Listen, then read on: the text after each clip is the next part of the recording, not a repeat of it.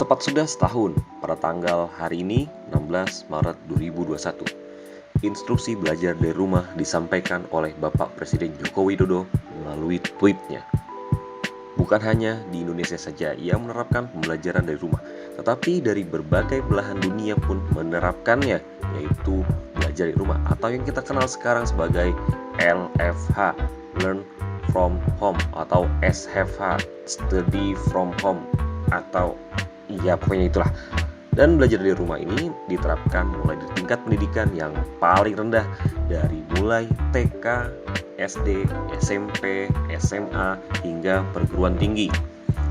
Teringat pada hari itu kita sedang sibuk-sibuknya mencari hand sanitizer, cari masker, dan sedang sibuk-sibuknya mencari makanan pokok di Giant, di Carrefour, di Transmart, di Lotte Mart, sampai persediaan Indomie, mie sedap, super mie terjual habis karena panik buying.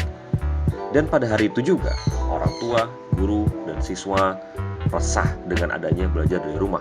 Tidak pernah terbayangkan sebelumnya belajar dari rumah bagaimana, caranya seperti apa, dan yang paling terpenting adalah apakah belajarnya bisa dengan jarak jauh. Pada saat itu kita semua hanya bisa mengandalkan harapan dan doa agar pandemi COVID-19 tidak lama. Ternyata sampai hari ini capek. Ternyata waktu berlalu ditemukan banyak aplikasi yang menunjang pembelajaran seperti Zoom, Google Meet, Edmodo, Google Classroom, Quizzes, Wordwall, dan lain-lainnya. Dengan belajar di rumah, artinya kita semua mengandalkan gadget yang ada, laptop ataupun smartphone. Dan disinilah timbul masalahnya. Tidak semua warga Indonesia mempunyai gadget. Hasilnya dapat dilihat bahwa ternyata pada awal-awal sekolah dari rumah, anak-anak tidak dapat belajar bertemu dengan gurunya melalui media manapun.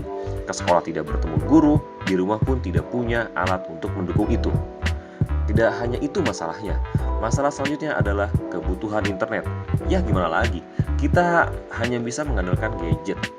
Tapi tanpa internet sama saja seperti hidup tanpa cinta, bagai taman tak berbunga. Jadi nyanyi. Ya pada saat itu gadget dan internet adalah satu paket yang memang harus dipunyai, karena tidak ada salah satunya tidak bisa berjalan dengan baik. Dengan berjalannya waktu, akhirnya permasalahan gadget dan internet dapat diatasi dengan adanya paket belajar gratis untuk pelajar.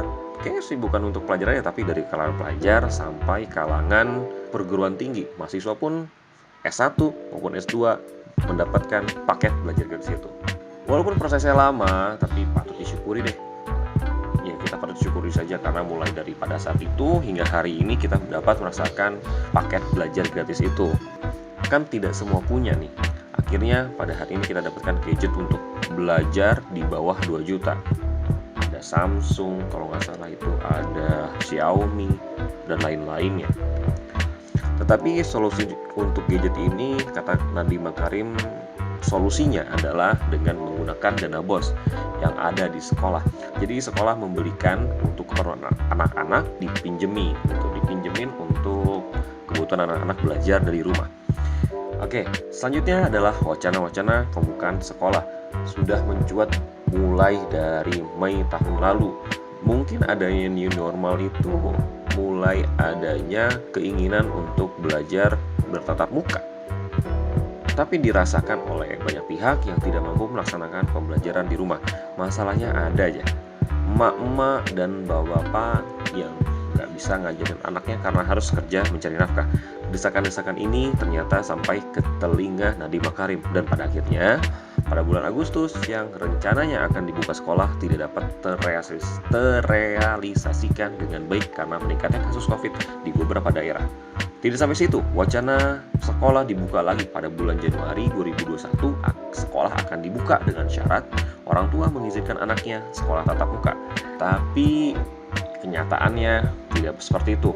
Akhirnya pada bulan Januari kasus sudah mulai 1 juta orang yang terinfeksi kasus virus COVID-19 ini. Jadi jelas-jelas tidak bisa dibuka pada saat itu. Dan sampai pada hari ini sekolah belum juga dibuka secara massal. Artinya walaupun ada beberapa sekolah yang tetap buka dengan syarat dan ketentuan yang berlaku, ya tidak menjadi tolak ukur, sekolah sudah normal. Berita baik untuk kita semua adalah vaksin sudah ditemukan. Dengan adanya vaksin ini, artinya kita semua menemukan antivirus. Ya, walaupun antivirusnya tidak antivirus banget, tapi dengan adanya vaksin ini, kita dapat meminimalisir penyebaran virus ini. Ini adalah kerjasama dan sama-sama kerja untuk kita semua. Mari sama-sama kita terus berharap dan berdoa agar segenap warga Indonesia sehat-sehat saja dan Indonesia pun juga sehat dari COVID-19 ini yang sampai hari ini masih mewabah. Semoga tidak panjang umur COVID-19. Sekian, salam sehat untuk kita semua.